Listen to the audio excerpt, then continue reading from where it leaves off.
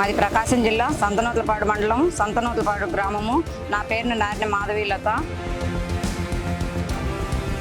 నేను 1999 నుంచి యానిమేటర్గా పనిచేస్తున్నాను. సీఎంగా మన బాబు గారు ఉంటే మన మహిళలకి గ్రూపుల లోన్లు కానీ, సబ్సిడీ లోన్లు కానీ, శ్రీనిధులు, సిఐఎఫ్లు, ఎస్సీ సప్లైర్లు, బీసీ సప్లైర్లు మొత్తం ఇస్తారు.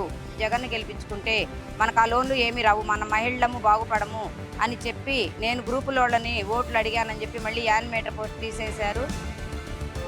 గ్రూప్ సభ్యులు కూడా నాకు సపోర్ట్గా ఉండి మళ్ళీ బాబు గారు 5 ఏళ్లకు రాని 10 ఏళ్లకు రాని ఎప్పుడైనా రానివ్వండి, బాబు గారు సీఎం అయిన తర్వాత అక్క పోస్ట్ మళ్ళీ అక్కకు వచ్చిన తర్వాతే లోన్ తీసుకున్నాము, వాళ్ళు ఎవరో బెదిరిస్తే మనం లోన్లు తీసుకునేది ఏందని మా గ్రూప్ సభ్యులు 9 మంది కూడా నాకు సపోర్ట్గా నిలబడారు.